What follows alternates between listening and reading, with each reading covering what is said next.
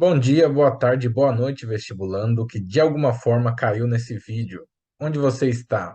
Igor Sebin Redações, o seu canal de redações que traz tudo o que você precisa saber para tirar uma excelente nota e ser aprovado no seu vestibular. Hoje, nesse vídeo, eu vou falar sobre Round 6 na redação do Enem, trazendo esse repertório sociocultural que é a cultura pop. Acho que todos que chegaram nesse vídeo já assistiram Round 6, ou pelo menos ouviram falar. Um, dois, três, batatinha. Ah, todo mundo parado aí, acho que vocês estão por dentro aí do seriado. Eu separei três temas em que eu acredito que seja possível encaixar esse seriado sul-coreano e fazer uma bela de uma introdução para o Enem. Então vamos para o primeiro, que não estamos aqui para enrolação.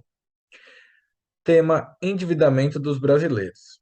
Aí, como vocês podem ver abaixo, coloquei a legenda ali, os três itens que eu acredito que sejam os necessários para se fazer uma boa introdução. Eu separei por cores para ficar mais fácil a assimilação de vocês. Então vamos lá. Como que eu montei essa introdução para esse tema usando esse seriado? No seriado sul-coreano Round 6, 456 pessoas competem por um prêmio estratosférico em dinheiro, seduzidas pela oportunidade de quitarem suas vultosas dívidas em um jogo cuja derrota significa a morte. Fora da ficção, há milhões de pessoas com a situação financeira tão deplorável que um convite para uma competição similar causaria, no mínimo, grande dúvida quanto à resposta. Dessa forma, a inexistência de um programa escolar de educação financeira e o silenciamento midiático, estimulado pelo patrocínio de instituições que lucram bilhões com a falta de conhecimento da população, são as principais causas dessa problemática. Então, como vocês podem ver, eu introduzo esse tema com um repertório sociocultural. Para quem acha que repertório sociocultural é só sociologia, filosofia e dados científicos mirabolantes, uma série da Netflix, uma ótima série que ficou bastante conhecida depois de seu lançamento, porque todo mundo que assistiu gostou e foi indicando aquela corrente do bem, né? Aquela pirâmide, indica para um amigo, que indica para dois, que indica para quatro. Então eu inicio com esse repertório sociocultural, faço essa contextualização, né? Porque você precisa começar com um repertório sociocultural, só que precisa trazê-lo para a realidade, que é o tema da sua prova. Então, eu coloco que fora da ficção, tem muitas pessoas nessa situação, principalmente aqui no Brasil, né? E aí, conectivo de conclusão do parágrafo, dessa forma, de acordo com o que eu disse antes, aí eu apresento a minha tese. Para quem está perdido, chegando agora na redação, não sabe o que é tese, tese são os dois argumentos que você vai utilizar nos seus parágrafos de desenvolvimento. É meio que o que você acha que são as causas ou as consequências da problemática apresentada. Eu gosto de trabalhar mais com as causas, porque a gente vai a fundo na raiz do problema. Então, o que que eu entendo como endividamento dos brasileiros, as causas desse problema? Falta de educação financeira. Alguém aí teve educação financeira na escola? Se você teve, você é um privilegiado, você estuda num colégio muito bom, porque as pessoas não têm educação financeira. E como que eu acho que isso advém de onde? Do silenciamento midiático. E o silenciamento midiático vem de onde? a- a- as grandes emissoras, principalmente de televisão, de rádio, elas são patrocinadas por grandes instituições financeiras. Então, para que elas vão ensinar as pessoas a darem menos dinheiro para os bancos, por exemplo? Se você aprende a lidar com seu dinheiro, você não se afunda no cartão de crédito, no cheque especial, logo você não vai pegar aquele empréstimo, ou você não vai pagar juros abusivos, e aí você não vai deixar os banqueiros mais ricos ainda. Então, na minha visão, eu desenvolveria dessa forma. Deixaria um parágrafo falando sobre a inexistência de um programa escolar de educação financeira, e um segundo eu ia trazer esse silenciamento midiático, esses interesses escusos que ou essas instituições têm por trás disso tudo. E aí eu teria o meu desenvolvimento. Então, finalizado esse primeiro tema, vamos para o próximo. Desvalorização do idoso.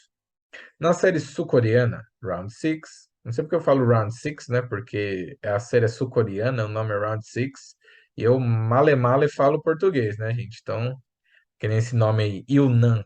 Será que se pronuncia Yunnan? Yunnan? Não sei. Mas na série sul-coreana Round Six, Yunnan é um homem de idade bastante avançada, preterido dos Jogos Mortais da competição desenvolvida durante os episódios por todos o considerarem incapaz de ajudar nas provas. Então, se o tema é desvalorização do idoso, eu citei o velhinho lá da série. Fora da ficção, eu já estou contextualizando, nota-se o mesmo olhar da sociedade sobre os idosos, inclusive no mercado de trabalho que os descarta e os substitui por jovens. O empresário não quer um cara lá de 70 anos que tem já suas limitações físicas, pode faltar mais ao trabalho, não que seja uma regra, né? Que tem muito jovem aí que tem problema de saúde, mas no geral, os jovens têm mais saúde, faltam menos ao trabalho e acabam tendo maior produtividade, principalmente em serviços braçais. Contextualizei, aí eu vou lá. Dessa maneira, essa perspectiva preconceituosa e fria advém da, aí vem minha tese, perda dos vínculos afetivos das novas gerações e da falta de protagonismo dos membros desse grupo, cuja aposentadoria de suas atividades laborais representa uma simbólica morte social. Então, o que que eu trouxe aqui? Eu acredito, que esse tema poderia encaixar a modernidade líquida, o amor líquido que o Zygmunt Bauman, que é o meu sociólogo favorito, aborda. Não se tem mais o vínculo que havia outrora, porque o laço familiar ele está mais fraco, porque o que acontece?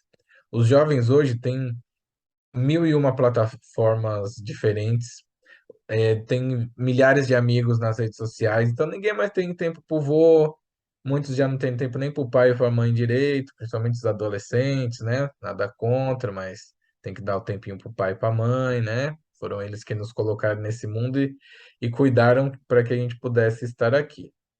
Então, essa perda dos vínculos afetivos é uma coisa bastante observada, na atualidade e que eu conseguiria desenvolver no meu desenvolvimento um. E aí, como um segundo, eu coloquei a falta de protagonismo. Porque vamos parar para pensar. As pessoas da mídia, quantas são idosas? Porque na mídia hoje você tem cantores, atores, jogadores de futebol, jornalistas, apresentadores. Acho que dá para contar nos dedos os que têm mais de 60 anos, porque esse protagonismo midiático, ele acaba sendo direcionado muito para as pessoas mais jovens. É a novidade ali do momento, né? Aquele cantor que surgiu, a tal da Juliette que ganhou o Big Brother, aí vem o novo craque da seleção brasileira e a cantora que teve a sua ascensão e chegou aos níveis internacionais como a Anitta, e aí os idosos vão ficando um pouco para trás. E isso vai fazendo com que ele seja cada vez mais desvalorizado, porque não se vê o idoso fazendo nada de destaque no nosso dia a dia. Porque as pessoas que estão aí produzindo, que estão se destacando, que estão ganhando o mundo, elas têm 20, 30, 40 anos no máximo. E aí, como diz a frase do Mano Brown, quem não é visto não é lembrado. Os idosos vão ficando ali para trás dessa corrida pelo protagonismo, pelo sucesso, pelo destaque na imprensa, e aí eles deixam de ser valorizados. E aí é o que eu complemento, né? Essa aposentadoria até das atividades laborais representa uma morte simbólica, porque quem quer saber de idoso é quem empresta dinheiro, né? Voltando a outro assunto, quem empresta dinheiro para idoso, para pegar direto lá da aposentadoria, a Prevent Senior, que faz fortuna aí enganando os velhinhos. Então, essa seria a minha introdução para esse tema, utilizando o seriado sul-coreano. E aí eu trouxe um terceiro tema aqui, que é a meritocracia. Mito ou fato? Meritocracia é um tema bastante provável em algum momento. Não sei se é esse ano, não sei se é o ano que vem, mas muito se fala, tem muita teoria por trás, essa divisão aí meio direita e esquerda, né? Um lado acredita um pouco mais na meritocracia, o outro tem aí as suas observações, digamos assim. Então vamos lá, vamos ver como é que eu fiz essa redação, essa introdução aqui desse tema. Segundo o líder do jogo mortal da série Round Six, Cada jogador tem a chance de jogar um jogo justo sob as mesmas condições. Contudo, os episódios revelam, olha o spoiler, revelam manipulações, preconceitos e corrupções, desmitificando essa ideia de meritocracia, visto que o ponto de partida dos participantes nem sempre é o mesmo, o que tem por corolário impossibilidade de obter os mesmos resultados. Quem assistiu sabe aí do que eu estou falando, manipulação e tudo mais. Fora da ficção, aí já começa a minha contextualização, nota-se haver similar deturpação acerca da igualdade de oportunidade e capacidade dos indivíduos. Tal realidade provém do, aí vem minha tese, interesse dos privilegiados em manter suas vantagens e do desinteresse estatal de promover políticas públicas que findem a desigualdade social. No fundo, né, gente, são irmãos siameses aqui, porque vamos botar um pouco de opinião aqui, com risco de tomar um xingo, mas vamos lá. A elite brasileira, a elite mundial, ela quer o quê? Continuar sendo elite. Então, para ela continuar sendo elite, o jogo tem que continuar sendo jogado pelas mesmas regras que acontece hoje. Então, vamos lá. Se você dá a chance para as pessoas se desenvolverem, ascenderem econômica, socialmente, e tentar chegar numa igualdade ou numa menor desigualdade, a lacuna entre as pessoas vai diminuir. Isso vai ter impacto, na questão financeira e psicológica. Porque o que acontece? Quando o brasileiro teve um pouquinho mais de poder econômico, na década passada, principalmente, no final da primeira década, os ricos se incomodaram. O ministro Paulo Guedes tem uma fala dele que é muito simbólica, que ele fala, pô, empregada doméstica indo para Disney aí, né? O pessoal indo para Disney 2 vezes no ano, vai lá conhecer a cidade onde nasceu Roberto Carlos. Então, percebe esse viés elitista nessa frase, do tipo, pô, pobre andando de avião, pobre indo para Disney, não. A Disney ela precisa pertencer a um grupo seleto.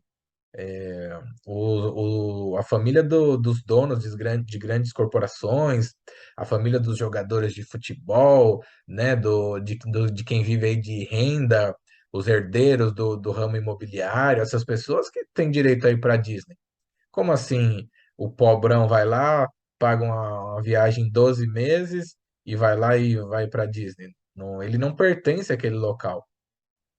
Então, essa defesa da meritocracia, ela passa muito por isso. Porque como que eu vou sair? Não estou falando que é impossível, tá, gente? É muito importante pontuar. Hoje em dia a gente tem que ter cuidado em cada vírgula que a gente coloca, né? Não é impossível que as pessoas saiam de uma favela, de uma periferia e ascendam socialmente, economicamente. Mas é mais difícil, certo?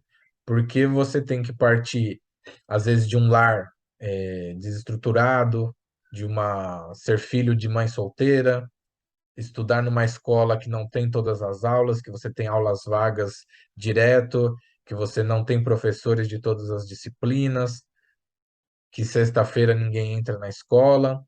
E aí esse cara tem que ir lá e fazer o vestibular com aquele cara que estuda numa escola muito boa, que tem um colégio integral, com atividades complementares, outras coisas que influenciam. Quantas pessoas moram na sua casa? Você tem um quarto só para você, você tem um tempo de estudo qualitativo, você com 15, 16 anos já tem que trabalhar para completar a renda de casa. Então, tudo isso daí é meio que esquecido quando você fala assim, meritocracia é a mesma prova do Enem para todo mundo. São lá 1.500 questões, né? Porque, nossa, é tanta questão no Enem que parece que tem milhares. Então, são lá dezenas de questões do Enem, uma redação para todo mundo. FUVEST, mesma coisa, concurso público, a mesma coisa. Então, passa quem se dedicar mais. Porém, só o fato de ter tempo a mais para se dedicar já faz toda a diferença. Que é uma coisa, assim, meus pais chegam para mim e falam: filho, foca nos seus estudos. Nossa, pai, mas eu já estou com 18 anos. Não, fica tranquilo. Você vai estudar e aí você vai se formar e mais para frente você trabalha. O pai e a mãe aqui dá conta de todas as suas contas, não vai faltar comida, fica tranquilo e foca nos seus estudos. Aí eu vou lá, fico 12 horas estudando todo dia, passo em primeiro lugar em medicina.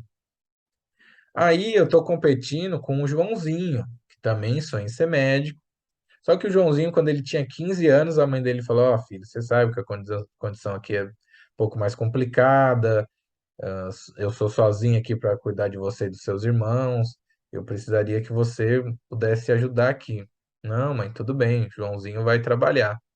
E aí o Joãozinho começa a estudar de noite, das 7 às 11, quando tem aula, porque na escola dele não se tem todos os professores de todas as matérias, e é aquele roteiro que a gente sabe muito bem. E aí o Joãozinho, com 15 anos, começa numa empresa lá como jovem aprendiz, trabalha o dia todo, sábado e domingo, enquanto eu estou descansando ou estudando mais, o Joãozinho está morto de cansaço, porque ele trabalhou a semana toda, acordou cedo e dormiu tarde. Chega lá no dia da prova, nós estamos em pé de igualdade? Na minha opinião, não. Mas aí é só o Igor Sebin falando, eu não tenho peso em nada, eu só sei fazer um pouquinho aqui de redação que eu aprendi a fazer. Então, eu acho que não. Eu vou colocar aqui que esse interesse dos privilegiados em manter suas vantagens é uma raiz desse problema. Aí, isso daí, como eu falei, está ligado ao fato que desinteresse estatal. Porque o que acontece? Os empresários, os homens do dinheiro no Brasil, eles financiam campanhas políticas. E quando esses políticos assumem, eles têm um compromisso com essas pessoas. Então, o que acontece? As políticas públicas, elas não podem ir de encontro aos interesses de quem os colocou naquele poder ali, certo? Então, eu acho que esses dois fatos estão ligados. Desinteresse estatal em promover políticas públicas que findem a desigualdade social. Desigualdade social gera a diferença, de condições, que torna para mim a meritocracia um mito. Mas aí, como eu disse, sou apenas eu falando. O foco aqui é fazer uma boa redação e usar um repertório sociocultural. Então, espero que vocês tenham gostado. São três temas que são bastante prováveis. Tem aqui a legenda, tem aqui a estrutura, vocês podem voltar, ficar analisando, copiar. E para finalizar, só queria avisar que tem links importantes na descrição. Como vocês não são novatos na plataforma, sabem que a interação de vocês é muito importante. Então, gostou? Mete o dedo no like. Achou uma porcaria? Nossa, você só falou besteira, só escreveu besteira? Dá seu dislike aí. É importante também saber quantas pessoas não estão gostando do conteúdo. Salva, compartilha, é, separa para assistir depois novamente, quem gostou. E quem quiser mais conteúdos, vou trazer várias e várias séries, vários e vários conceitos, tentar preencher essa plataforma aqui com muito conteúdo para a redação do Enem e de outros. A gente fala Enem porque o Enem é o carro-chefe dos estudos hoje, mas o conhecimento de redação ele se aplica em vários vestibulares, concurso público, então todos que quiserem acompanhar, se inscrevam, ative o sininho para receber as notificações dos novos vídeos. E para finalizar, frase da Cecília Meirelles: há mil maneiras de se colaborar na obra da educação. Há terreno para todas as vocações. Eu acho que eu tenho uma certa vocação para ajudar um pouquinho nessa obra da educação, então vou tentar compartilhar meus conhecimentos pelo YouTube e das outras maneiras que vocês acham pelos links. Agradeço imensamente o tempo de vocês, quem chegou aqui até o final. Um grande abraço e até o próximo vídeo.